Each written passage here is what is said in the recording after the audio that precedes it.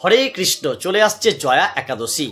মাঘ মাসের শুক্লা পক্ষিয়া একাদশীর নাম হচ্ছে জয়া একাদশী। ভগবান শ্রীকৃষ্ণ যুধিষ্ঠিরকে ভবিষ্যৎ পুরাণে বলেছেন, হে রাজন, মাঘ মাসের শুক্লা পক্ষিয়া একাদশীর নাম হচ্ছে জয়া একাদশী। এই একাদশীর আরেকটি নামকরণ করা হয়েছে ভৈমী একাদশী। হ্যাঁ, বিভিন্ন পুরাণে বিভিন্ন গ্রন্থে একাদশীর ভিন্ন ভিন্ন নামকরণ করা হয়ে থাকে। তাই মাঘ মাসের শুক্লাপক্ষিয়া একাদশী, সেই একাদশীর নাম হচ্ছে জয়া বা ভৈমী একাদশী। তাই আসুন, এই একাদশীর তিথি কখন শুরু হচ্ছে আমরা প্রথমে জেনে নেব। একাদশীর তিথি শুরু হচ্ছে আগামী 28শে জানুয়ারি। মনে রাখবেন, 28শে জানুয়ারি রোজ বুধবার দিন, 14ই মাঘ দুপুর 2:21 শুরু হবে এই তিথি। এবং এই জয়া একাদশীর তিথিটি শেষ হবে পরের দিন 29শে জানুয়ারি রোজ বৃহস্পতিবার, 15ই মাঘ। মনে রাখবেন, দুপুর 12টার সময়, ঠিক 12টা বাজলেই এই একাদশীর তিথিটি শেষ হবে। এবারে জানবো এই একাদশী আমরা কবে পালন করব। এটা আমাদের কাছে পরিষ্কার। আগামী 29শে জানুয়ারি বৃহস্পতিবার দিন, 15ই মাঘ, আমরা ভক্তি শ্রদ্ধা সহকারে পালন করব এই জয়া বা ভৈমী একাদশী। এবারে জানবো পালনের সময়সূচি কত। তারপরের দিন 30শে জানুয়ারি রোজ শুক্রবার দিন, 16ই মাঘ, আমরা সকাল 6:15 থেকে নিয়ে শুরু করে সকাল 9:31 মধ্যে পারণ সেরে নেব। অবশ্যই ভক্তি সহকারে পারণ সারব। তবে একটি কথা, পারণের পূর্ব মুহূর্তে আপনি বরাহ দেবতার নামে পুজো অর্চনা করবেন। আমরা তো প্রাত মুহূর্তে স্নানাদি সমাপন করে দ্বাদশ সঙ্গে তিলক ধারণ করে আমরা বৃন্দাদেবীকে জল প্রদান করে সূর্যদেবকে নমস্কার জানিয়ে আমরা বিষ্ণুদেবের আরাধনা অবশ্যই করি। দ্বাদশীর দিনও করি, ফলমূল নিবেদন করে থাকি বিষ্ণুদেবের উদ্দেশ্যে। আর সেই দিনই বরাহ দেবতার পুজো করবেন, অবশ্যই করবেন। কারণ এদিন হচ্ছে বরাহ দেবতার আবির্ভাব তিথি। বরাহ রূপ ধারণ করেছিলেন ভগবান এই দিনটাই। তাই এই দিনকে বরাহ দ্বাদশীও বলা হয় এবং এই দিনকে আমলকি দ্বাদশী বলা হয় এই দিনটাকে। তাই সেই দিন আপনি আমলকি গ্রহণ করতে পারেন। তবে হ্যাঁ, বরাহ দেবতার পুজো অবশ্যই করবেন। মূর্তিপট না থাকলেও ভক্তি শ্রদ্ধা সহকারে বরাহ দেবতার পুজো করবেন। তারপরে আপনি পারণ সেরে ফেলবেন, প্রসাদ গ্রহণ করবেন প্রভুজির। এবারে এই একাদশী পালন করলে কি ফল লাভ হবে? ফল লাভ হবে, ভগবান নিজের মুখেই বলেছেন, যুধিষ্ঠিরকে বলেছেন, এই একাদশী হচ্ছে সর্বপাপ মোচনী একাদশী, বড়ই পবিত্র একাদশী। এই একাদশীর মতো কোনো একাদশী নেই। এই একাদশী যিনি নির্জল অবস্থায় থেকে পালন করবেন, তিনি পুনর্জন্ম আর গ্রহণ করবেন না পৃথিবীতে। একেবারে সদ্গতি প্রাপ্ত হবেন তিনি, ভগবানের চরণে ঠাঁই পাবেন, গোলকে তার ঠাঁই হবে। হ্যাঁ, অবশ্যই গোলকে ঠাঁই হবে। আর যিনি ফল আহার করে, সবাই তো আর নির্জলা পারে না, তাই যারা নির্জলা পারবেন না তারা ফল আহার করে এই একাদশী, প্রত্যেকটি একাদশী পালন অবশ্যই করবেন। ফল আহার করে যিনি এই পবিত্রা জয়া একাদশী পালন করবেন, তিনি বৈকুণ্ঠ ধাম প্রাপ্ত হবেন, ভগবান নারায়ণের চরণে ঠাঁই পাবেন। তাই একাদশী অবশ্যই পালন করবেন, প্রত্যেকটি একাদশী। আমাদের সনাতন ধর্মের মহোৎসব হচ্ছে একাদশী। আমরা রবিবারের দিনের জন্য অপেক্ষা করি কেন? সেটা ছুটির দিন বলে। সেই রকমই আমরা মাসের মধ্যে এই দুটো দিন, অর্থাৎ দুটো একাদশী পড়ছে, এই দুটো একাদশীর জন্য আমরা অপেক্ষা করে থাকি। অপেক্ষা কেন করি? যে এই দিন আমাদের কাছে বিশেষ মাহাত্ম্য রাখে। এই দিনে বিশেষ পদ্ধতির দ্বারা ভক্তি শ্রদ্ধা সহকারে ভগবান বিষ্ণুদেবের আরাধনা করা হয়, তার পাশাপাশি লক্ষ্মী দেবীর আরাধনা করা হয়। তবে হ্যাঁ, সেই একাদশীটি বৃহস্পতিবার পড়ছে বলে মায়েরা গৃহমন্দিরে গৃহলক্ষ্মীর পুজো করে থাকেন বাড়িতে। তার জন্য লক্ষ্মী দেবীরও পুজো আরাধনা করবেন এবং বিষ্ণুদেবের পূজা আরাধনা অবশ্যই করবেন। গৃহদেব দেবতার অবশ্যই পুজো করবেন। প্রত্যেকটা একাদশীতে যেমন আমরা ভাগবত পাঠ করি, বেশি বেশি করে নাম সংকীর্তন করি, এক নাম সংকীর্তন করি, ভগবানের বিভিন্ন লীলা আমরা সেদিন আস্বাদন করে থাকি। তার পূর্ব দিন আমরা সংযম করি।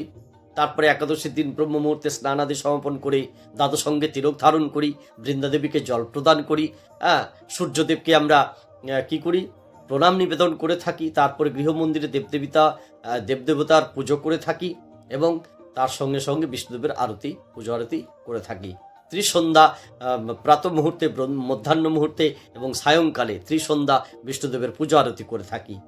একইভাবে এই পদ্ধতিতেই আমরা এই একাদশী পালন করব। এই একাদশী পালন করলে আপনি পিশাচযোনি থেকে মুক্তি পাবেন।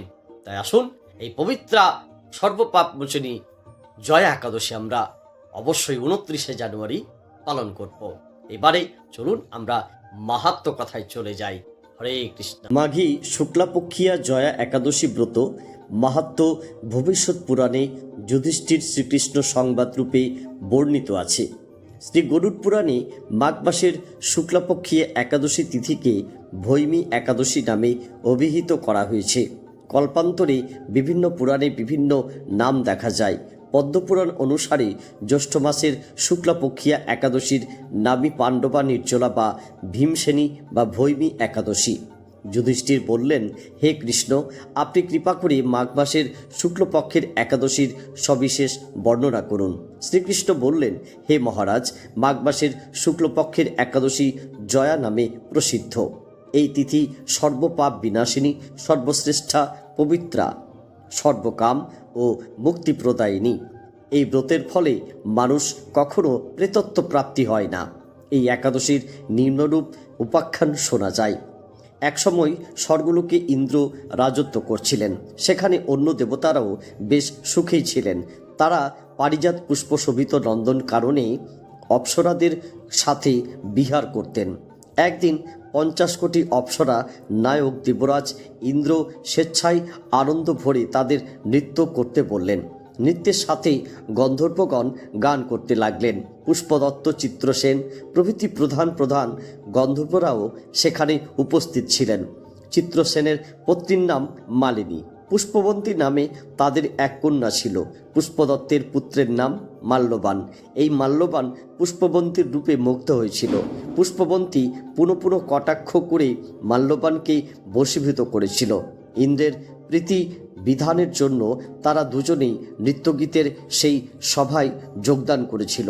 কিন্তু একে অপরের প্রতি আকৃষ্ট থাকায় উভয়েরই চিত্ত বিভ্রান্ত হচ্ছিল।